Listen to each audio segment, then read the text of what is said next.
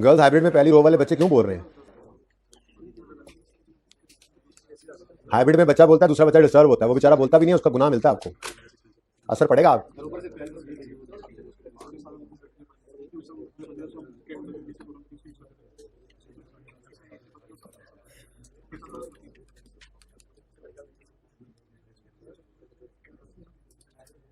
भाई ये जरा हाइब्रिड गर्ल्स से उठ के एक बच्चा जाए ना हाइब्रिड बॉयज में, वो जो बैठा हुआ है, 1 मिनट सुन तो लो, क्या करना है सुन तो जाओ।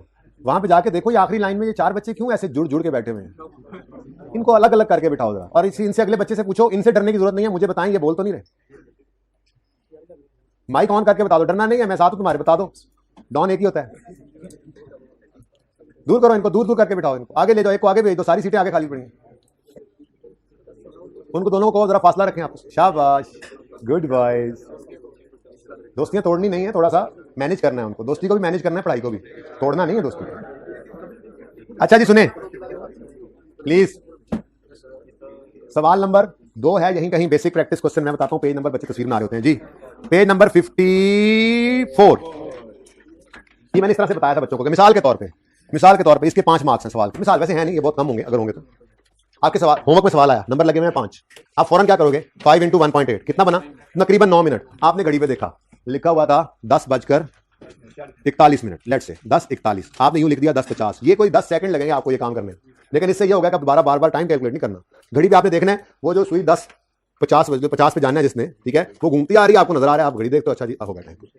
इसकी आदत रखो हर होमवर्क में, पर्चे में भी, ठीक है, इसकी आदत रखनी है। और मोबाइल वाली घड़ी नहीं देखनी, वो घड़ी जब बंदा देखता है ना तो 10 मिनट बाद पता लगता है ओहो ये 10 मिनट गुजर गए, चलो नए वाले करते हैं। वो मोबाइल ऐसे हुआ नहीं तो गड़बड़ हुई नहीं, मैं भी यहाँ पे देख लूँ, आप लोगों का ध्यान हट जाएगा, तो मैं ब्रेक में देखता हूँ, इसीलिए बात करते करते नहीं देखता, क्योंकि अगर बात करते करते यहाँ देखा तो फिर हो सकता है मैं भूल जाऊंगा मैं क्या कह रहा था। जी होती है, नहीं तो आपके हाथ पे तो हो सकती है ना, प्लास्टिक वाली भी टाइम उतना ही बताती है, ले लो बेशक 100-200 रुपए की मिल जाएगी, ठीक है, 120 की। अच्छा सुने, ये सारी बात आपको पता लग चुकी है, अब इसी का रूल बताया आपको, रिक्वायरमेंट है टोटल बोरिंग कॉस्ट कैलकुलेट करो, boring cost to be capitalize calculate करो, boring cost to be expensed out calculate करो जी।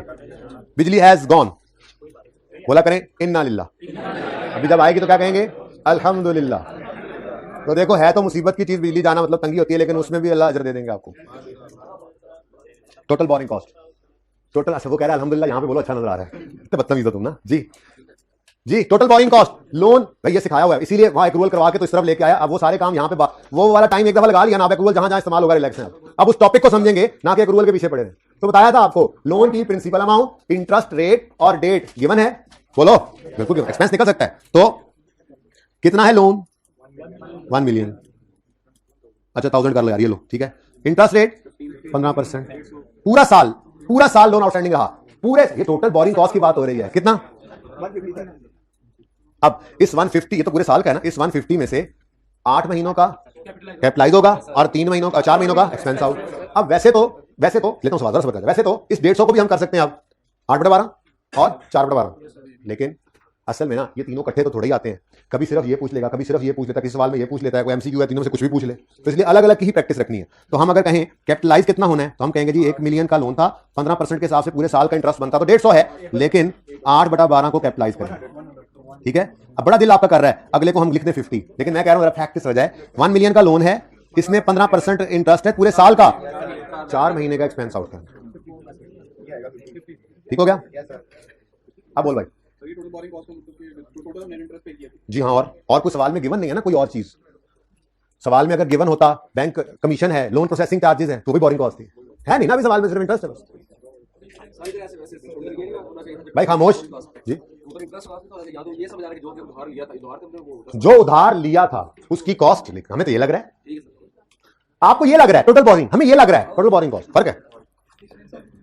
मतलब ये बताता हूं, इधर देखो, जेबे में से अज्यूम करो कैश पे हो गया 150, बैंक ने पूरा 150 लेना है, लेकिन इसमें से बिल्डिंग को डेबिट करेंगे 100 से, बाकी इंटरेस्ट, यही सवाल था तुम्हारा, लो भैया काम हो गया, IAS 23 कंप्लीट हो गया, अब 5-6-7 दिन बस इसकी प्रैक्टिस करेंगे।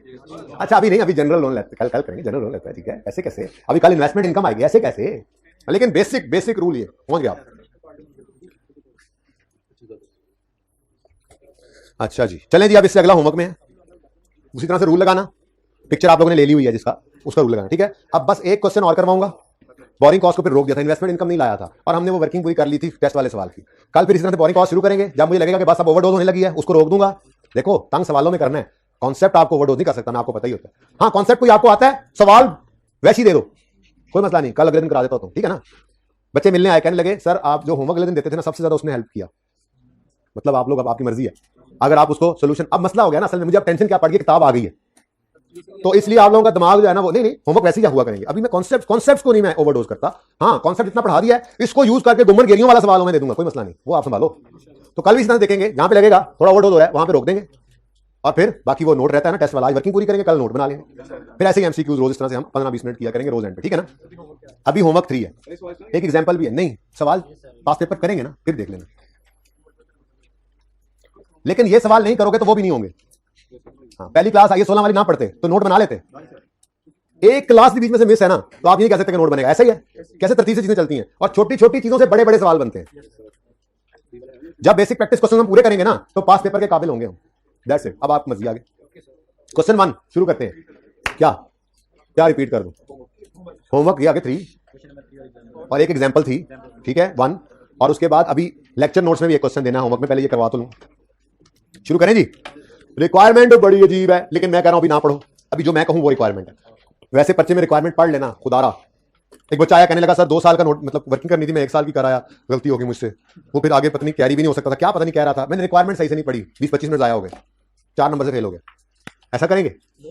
रिक्वायरमेंट पढ़ेंगे सबसे पहले, फिर 2 दफा सवाल को पढ़ेंगे। मैं कहता हूं आपको लगता है टाइम जाया होता है, नहीं होता जाया, सवाल प्लान होता है, टाइम सेव होता है।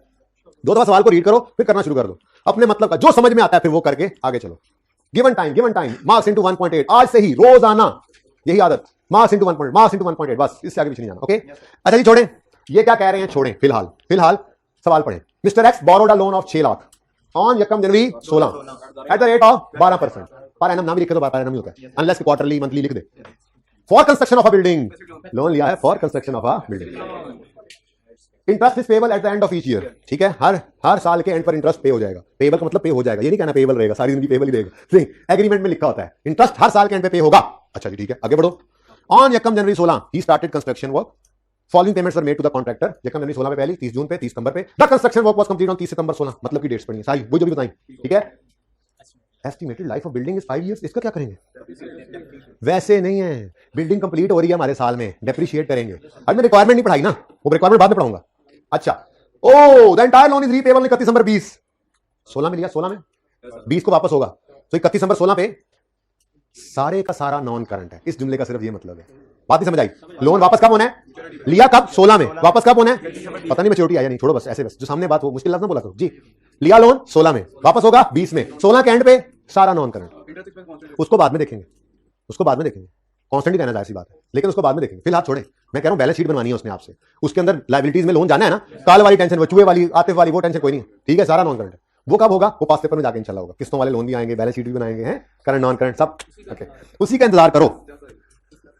ओ तुम्हारे वाला जुमला, the building is a qualifying asset for purpose of IS 23, ये लिख दिया करता है ऐसी बात, लेकिन हमें कोई जरूरत नहीं है। कंस्ट्रक्शन वर्क स्टार्ट हुआ यकम जनवरी को, कंप्लीट है 30 नंबर को, 9 महीने लगे हैं, ठीक है, तो फिर क्वालिफाइंग एसेट। अच्छा अब भाई साहब कमेंसमेंट सेशन आपने ऐसे नहीं लिखना जब तक मैं आपको कहूं ना, आपने पूरी अंग्रेजी लिखते रहना, पूरा, जब 2 दिन बाद याद हो जाएगा फिर मैं खुद शॉर्ट करवाता जाऊंगा। मैं इस पे वर्किंग नंबर भी नहीं लिख रहा, जब सही माहिर हो जाएंगे तो मैं कहूंगा अगर जरूरत महसूस ना हो तो पर्चे के अंदर बस ऐसे अंडरलाइन करके ही टिक कर लो ये कमेंसमेंट सेशन, कोई नहीं, वर्किंग अवॉइड कर लेंगे, लेकिन जब करना है मैं खुद बताऊंगा। अभी आपने पूरी अंग्रेजी लिखनी है ये वाली, जब तक मैं कहना दूं, ताकि ये रूल याद हो जाए स्टैंडर्ड का, जब याद हो जाएगा उसके बाद पे शॉर्ट कर लेंगे इसको, ठीक है।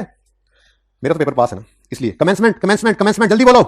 Letter of loan received, work started, first construction payment और सीजेशन वर्क। हाँ, ये कल शायद वो सवाल आ जाए जिसके अंदर एसेट कंप्लीट नहीं होगा, ईयर एंड आ जाएगा। अगर हम जनरल लोन को पूरा कर गए ना, फिर एग्जाम लेवल का सवाल करेंगे, उसमें फिर देखेंगे, दरमियान में रोकेंगे भी सही। फिलहाल ऐसा कोई सवाल आपके सामने नहीं आ रहा जी, कुछ नहीं बोला। लोन रिसीव कल देखेंगे, लोन रिसीव यकम जनवरी, वर्क स्टार्टेड, फर्स्ट पेमेंट, इसलिए कह रहा हूं बच्चे में आसान होगा ना तो हम डायरेक्ट भी कर लिया करेंगे, लेकिन चलो अभी तो इब्तिदाई इश्क है। यकम जनवरी 16, यकम जनवरी 16, बोर हो जाता है बंदा ना पुराने टॉपिक से, नए में फिर एकदम से 5-6 दिन बाद फिर नए, अब नए टॉपिक जल्दी आएंगे। इन्वेस्टमेंट प्रॉपर्टी 4 दिन का, 5 लग जाते हैं आपकी वजह से, वैसे 4 दिन का मेरा प्लान होता है। 6 भी लग जाएंगे, मुझे कोई मसला नहीं, जब तक तसल्ली ना, लेकिन 4-5 दिन गवर्नमेंट ग्रांट, 4-5 दिन ऐसे ही छोटे छोटे टॉपिक्स भी आते हैं, फिर बीच में कोई 8-10 दिन पे जाएगा, वो बोरियत अब जिंदगी से निकल चुकी है। 22 दिन हो गया, आगे 16 ही पड़ी जा रही है। लेकिन आप देख रहे हैं आगे 16, अभी बोरिंग कॉस्ट, अभी देखना जो सवाल करूंगा, आगे 16 स्टिल है, बल्कि आगे 16 के ही साथ तो इसको अटैच किया हमने जी। Work completed. लो भैया, कमेंसमेंट तो ये सारी एक डेट ही है, यकम जनवरी कमेंसमेंट हो जाएगी और 30 सितंबर पर सीजेशन हो जाएगी। 9 मंथ्स का इंटरेस्ट कैपिटलाइज करना है, ठीक है, ये देन में रहेगा, ये 9 मंथ्स, ठीक है, ओके। चलो अब आ जाओ इधर। पता नहीं रिक्वायरमेंट क्या है, मेरी रिक्वायरमेंट ये आपसे, मत पढ़ो रिक्वायरमेंट, मेरी रिक्वायरमेंट ये है आपसे कि मुझे बोरिंग कॉस्ट की फिगर निकाल दो जो कैपिटलाइज होनी है। तो बड़े मार्कर जोड़ के रखे हुए थे, कहां किए तुमने, क्या लगा नहीं पढ़ाना मैंने। अब इस काबिल हुआ मैं आखिरी 10 मिनट में, पहला सफा छोड़ दें रिक्वायरमेंट के लिए, पहला सफा छोड़ दें, ठीक है, पूरा सफा नहीं भी तो आधा छोड़ दें, नो इशू। दूसरे सफे पे हेडिंग बनाए, हेडिंग नहीं पहली वर्किंग लिखे। अच्छा भाई, working 1, borrowing cost to be capitalized, borrowing cost to be, भाई साहब आज तो एक ही है लेकिन हम फॉर्मेट उस पर पढ़ जाएंगे जो हमारा एंड तक चलेगा इंशाल्लाह, आहिस्ता आहिस्ता चीजें इसमें ऐड होंगी। आज वाले फॉर्मेट्स के अंदर चीजें ऐड होते होते पास पेपर बन जाएंगे, फॉर्मेट ही रहेंगे।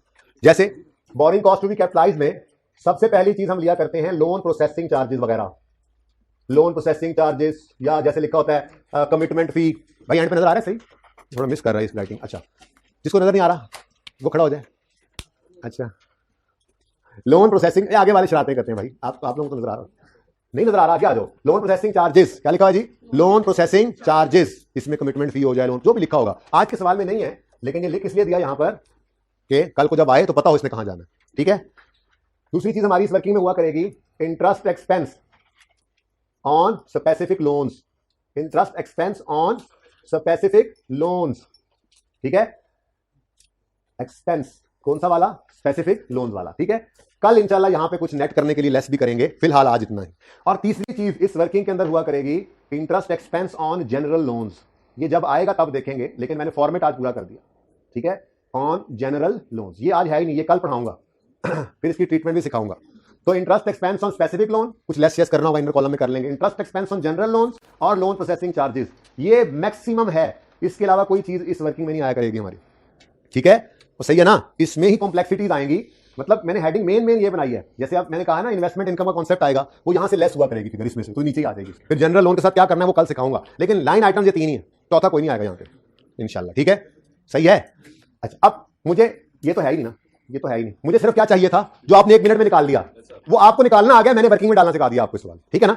तो हम क्या निकालने लगे हैं, बोरोइंग कॉस्ट टू बी, अब टोटल वाला नहीं लेना, टोटल वाला, ठीक है। लोन कितना है, 6 लाख, इंटरेस्ट रेट क्या है 12%, कितने महीने का इंटरेस्ट कैपिटलाइज करना है, टू बी कैपिटलाइज। भाई मसला है तो आगे आ जाओ भाई, जगह बना देता हूं नजर आने में, अब रह तो 5 मिनट गए, कल से उधर ना बैठना, तो गोली मार दूंगा पैनाडोल की जी। 6 लाख लोन है इंटू 12%, ये पूरे साल का इंटरेस्ट, टू बी कैपिटलाइज निकाल रहे हैं यहां पे, तो 9/12, 9/12 जी बोले 54,000 रुपीज। यहां क्या लिखने रिक्वायरमेंट में लिख लेंगे तो वर्किंग है, ठीक है, सही है। आपने सिर्फ यही निकाला था, बिल्कुल सही किया था, आपको ये पता ही नहीं था, मैंने बता दिया। ये शायद 2 दिन ना आए यहां पर, लेकिन जैसे ही पास पेपर में या कहीं पे जाओगे, ये मुश्किल चीज उस वक्त बन जानी थी, तो पहले दिन से ही हम ये करते करते जा रहे हैं, वहां हमारे लिए कोई नई चीज नहीं हो। अच्छा हाँ, ये वो सही तरह ना, ओके हाँ, ऐसे करके ठीक हो गया, यहां तक को मसला। मेरा दूसरा सवाल आपसे, मेरी दूसरी रिक्वायरमेंट आपसे ये है, मुझे आप कॉस्ट ऑफ बिल्डिंग निकाल दीजिए।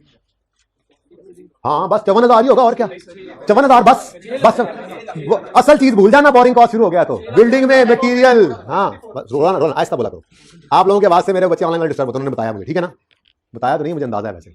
अच्छा आहिस्ता बात किया करो, ओके, पिछले वाले विषय थोड़ा सा मचा लिया करो। क्या कह रहा था मैं, आप असल चीज भूल ना जाना, क्या भला ईंटें बजरी सीमेंट सरिया रेत मजदूरी इंजीनियर के पैसे, पता नहीं क्या कुछ खर्चे थे, ओवरहेड्स, बिल्डिंग की असल कॉस्ट ना भूल जाना, कंस्ट्रक्शन कॉस्ट ना भूल जाना। बिल्डिंग की कॉस्ट में सबसे अहम पहली चीज कंस्ट्रक्शन कॉस्ट होती हैं, construction cost. Following payments were made to the ठेकेदार, कॉन्ट्रैक्टर को कंस्ट्रक्शन पेमेंट ही पे करनी है, और क्या पे कर रहे हैं, इंटरेस्ट पे कर रहे हैं उसको, ठेकेदार को, वो तो बैंक को पे करना है, ठीक है। तो ये 100 200 300 लाख नहीं कर रहे, तो 1 लाख जमा 2 लाख जमा 3 लाख, टोटल कंस्ट्रक्शन पेमेंट्स तो आ गई ये। अब मिसाल के तौर पे, मार्कर और निकाल दो यार, नहीं है इधर बड़ा, मिसाल के तौर पे ब्लैक आपने ये कंस्ट्रक्शन पेमेंट्स की हैं, इसके अलावा आपने अपना मैप सुना ही होगा आप, घर कभी कोई किसी रिश्तेदार ने बनाया, अपने घर में अब्बा जी ने बनाया, चीजें मैप फी पे की जाती है, मैप की फीस होती है, ठीक है। आर्किटेक्ट से बनवाने की भी होती है और एलडीए में जमा करवाने की भी होती है। बिल्डिंग कंस्ट्रक्ट करनी है, उसके लिए परमिट लेना पड़ा एलडीए से जाके कि हाँ हमें बिल्डिंग कंस्ट्रक्ट करने दें, फीस लगी, ये मैप फी परमिट फी जरूरी खर्चा है, एसटी कॉस्ट में ऐड हुआ करता है। ये मैप फी हो गई या परमिट फी हो गई या कंसल्टेंट फी हो गई, कंसल्टेंट इंजीनियर को रखा हुआ है या मैप बनाने के लिए कंसल्टेंट हायर किया था जी, अकाउंटेंट को रहने दो जी, अकाउंटेंट कंसल्टेंट रखा होगा, ठीक है ना जी, कोई नहीं है सवाल में, लेकिन बच्चे की तैयारी तो करें ना, इनमें से कोई चीज आ जाए। ये किसने कहा हुआ है एसेट कॉस्ट में ऐड करो, आईएएस 23 ने ना, आईएएस 16 ने कहा हुआ है भाई, ये पुरानी बात है, नई बात तो आई है आज हमने पढ़ा है अगर बोरिंग कॉस्ट हो कैपिटलाइज होने वाली तो उसको कैपिटलाइज करो। वो कैसे होती है वो हमने रूल पढ़ लिए सारे, ठीक है। तो यहां पे हमने क्या लिखना है जी, borrowing costs to be capitalize, नहीं अब यहां पे लिखो कैपिटलाइज्ड, ये हो गई कैपिटलाइज, ये लो बोरिंग कॉस्ट कैपिटलाइज्ड वर्किंग 1 से निकली है 54,000, तो टोटल एसेट की कास्ट क्या हो गई चौधरी, अच्छा कास्ट बोल गया, क्या हाल है, ठीक हो। मुझे एक बात बताओ, अगर मैं कहूं प्रॉफिट एंड लॉस अकाउंट के एक्सट्रैक्ट्स बना दो, बना सकते हो, क्या क्या आएगा इसमें। अच्छा जो बच्चे फजूल जवाब देते हैं ना, एक आध दिन बर्दाश्त करूंगा, निकाल दूंगा क्लास से, ठीक है, ओके, बता रहा हूं, पता मुझे लग रहा होता है, बंदे आसपास काफी होते हैं आपके, ओके। अच्छा समझ आ गई जिसको जो कहा है जी। प्रॉफिट एंड लॉस के अंदर मैं स्टेटमेंट ऑफ कॉम्प्रिहेंसिव इनकम इसलिए लिखता कि मैंने आपको कल भी शायद बताया था, अभी बनाना सिखाई नहीं है ना पूरी, तो जब बनाना सिखाऊंगा तो फिर एसोसिएट लिख लिया करेंगे, पर्चे में तो स्टेटमेंट ऑफ कॉम्प्रिहेंसिव इनकम लिखेंगे ना, यहां की बात कर रहा हूं। अच्छा प्रॉफिट एंड लॉस के एक्सट्रैक्ट्स बना रहे हैं, इंटरेस्ट आएगा, डेप्रिसिएशन आएगी, चलो ये दो चीजें आ जाएंगी। उसके बाद बैलेंस शीट बनाएंगे, बिल्कुल बैलेंस शीट के अंदर नॉन करंट एसेट्स में पीपीई लिख दो तब भी चलेगा, बिल्डिंग पीपी तो सही है, बिल्डिंग भी चलेगा, लेकिन जो नहीं चलेगा वो क्या है, यहां पर कोई नया लाइन आइटम ऐड कर देना, अब बड़े हो जाओ, ये यहां पे नजर ना आए, आपको मैं पढ़ा चुका हूं। हम पीपीई का नोट बनाते हैं, नोट में वो इतने ढेर सारे एसेट पता नहीं क्या कुछ कर करा के एंड से एक वैल्यू उठाते हैं जिसको कहते हैं बुक वैल्यू, तो यहां पर लाकर रखते हैं उसकी बुक वैल्यू। तो आप बेशक नोट ना बनाओ, लेकिन इस बिल्डिंग की बुक वैल्यू निकालो, वर्किंग में जाके वहां पे करो कॉस्ट लेस एक्यूमुलेशन वगैरह, ओके डन। उसके बाद नॉन करंट लायबिलिटीज हैं, इनमें लॉन्ग टर्म लोन आपका आएगा, यहां पे क्या आना है जी, इंटरेस्ट एक्सपेंस, यहां पे क्या आना है जी, डेप्रीसिएशन एक्सपेंस। मैंने कहा जरा बता दूं क्या कुछ आना है, अब 1 बाय 1 चीजें कैलकुलेट कर लेते हैं, क्या ख्याल है, करें शुरू, चलो जी। सबसे पहले बताओ इंटरेस्ट एक्सपेंस, वो तो ये लिखा हुआ 54,000 72,000 हाँ, अच्छा वो जो पहले 2 महीने थे, क्या ठहरो, यकम जनवरी को लोन आया, अच्छा आखिरी 3 महीने, जो आखिरी 3 महीने हैं 30 सितंबर पर रोक दिया ना इंटरेस्ट पे कैपिटलाइज करना, लेकिन बैंक का लोन तो अभी भी आउटस्टैंड कर रहा है, तो अक्टूबर नवंबर दिसंबर का इंटरेस्ट बैंक ने तो लेना है, वो कहां करेंगे भाई, कहां प्रॉफिट एंड लॉस में। तो यहां पे आके लिखा 6 लाख इंटू 12%, ये पूरे साल का इंटरेस्ट बनता है, इंटू 3/12 18,000। ये मैंने एंट्री भी करके दिखा दी थी, interest expense debit, asset debit और कैश क्रेडिट, ठीक है ना, कैश 72,000 से क्रेडिट होगा। डेप्रिसिएशन का क्या करें जी, डेप्रिसिएशन किस पे कैलकुलेट करेंगे, 6 लाख पे ना, एसेट की कॉस्ट कितनी निकल चुकी है 6,54,000, और सवाल ने लाइफ कितनी बताई है, ये आप कह दें जी वर्किंग 2 से निकला है, ठीक है 5 इयर्स। अब ये पूरे साल की डेप्रिसिएशन आएगी, एसेट 30 सितंबर को कंप्लीट हुआ है तो यकम अक्टूबर से रेडी टू यूज है ना, अक्टूबर नवंबर दिसंबर 3 महीने की ही डेप्रिसिएशन, ये सेम आएगा हर साल नहीं, अच्छा 25,000 32,000, अच्छा 32,700, इलेक्ट्रिसिटी 1,700, अच्छा। अब बिल्डिंग की बुक वैल्यू चाहिए, तो working number 3 book value of building पहले ले लो, कॉस्ट ये तो वर्किंग 2 से मिल गई हमें 6,54,000, यहां पे रुपीज लिख लो बस, आसान लग रहा है ना टॉपिक, देखो इतना आसान है, ये सो गया, पहला झटका भी ले रहा था सोने का जी। अच्छा एक्यूमुलेटेड एफिन लेस करते होते हैं, बोलो एक्यूमुलेटेड एफिन होती है, इधर देखो opening plus expense for the year, हाँ no sir, is equal to closing. और यार ये एक्यूमुलेटेड डेप्रिसिएशन का लेजर बनाना हो, ओपनिंग कुछ नहीं था, depreciation expense for the year expense debit, accumulation credit होता है और क्लोजिंग बैलेंसिंग निकल आता है, तो बोलो ये ऐसे मैं पागल थोड़ी लेजर बनाने बैठ जाऊं, मैं तो पर्चे में ऐसा नहीं करूंगा, मैं तो ये काम डायरेक्ट करूंगा, opening plus for the year is equal to closing, कोई कॉम्प्लेक्स वर्किंग हो फिर जाएंगे लेजर की तरफ, ठीक है ना। तो बताओ जी ओपनिंग कितनी है, इधर नहीं देखना, 0। अब entry for the year expense debit accumulated depreciation, अब ओपनिंग में ऐड ही होता है ना क्रेडिट, ये क्रेडिट नेचर का अकाउंट है, ठीक है, तो यही आ गया 32,700, ठीक है। बुक वैल्यू बताओ 3, ये बुक वैल्यू आ गई जी, ये बुक वैल्यू ले आओ यहाँ पर 621300, ठीक है। और लोन के बारे में वो कह रहा था 6 लाख का लोन, भाई वो 2000 पता नहीं कब जाके 20 में जाके रिपे होना, तो सारा का सारा क्या है, नॉन करो, ठीक है। ये आपका IAS 23 है। अब देखो IAS 16 ने कहीं जान छोड़ी है? छोड़े कभी नहीं। अभी तो बोरिंग कॉस्ट जब कंप्लीट होगा तो नोट का एक सवाल बनाएंगे जिस सवाल के अंदर बोरिंग कॉस्ट मिक्स होगा, यानी ये वाला कॉन्सेप्ट वहां पूरे सवाल के अंदर, कोई प्लांट इंस्टॉल करेंगे 3-4 महीने 6 लगा के और उसके लिए लोन ले लेंगे, उस पर इंटरेस्ट पे कर देंगे। अब बाकी सारा कुछ वैसे ही होना है, पीपीई के नोट में एडजस्टमेंट अलग से सीखनी पड़ेगी। होता है एक लाइन होती है, बस लिख देते हैं इतना इंटरेस्ट कैपिटलाइज हुआ है, दैट्स इट। इसका सब नोट होता है। इधर वाली पिक्चर, अच्छा जी, अब माजरत के साथ टाइम हो गया ओवर, तो वर्किंग को कंप्लीट नहीं करूंगा, उसकी पिक्चर खिंचवा देता हूं, फिर कल इंशाल्लाह कोशिश को बच्चों ने पकड़ लिया था आपकी क्लास में लेट आए हूं, बच्चों ने बच्चे बाहर लड़के लेके आए होते हैं, इधर आ जाओ, सामने दसो मशवरा। अच्छा, बच्चे कोई खुशी में आते हैं, कोई परेशानी में आते हैं, दोनों को मिलना जरूरी होता है। ज्यादा जरूरी तो परेशानी वालों को मिलना होता है, वो परेशान होते हैं। मिस हो गया ना, ये पिक्चर मिस हो गई बेटा।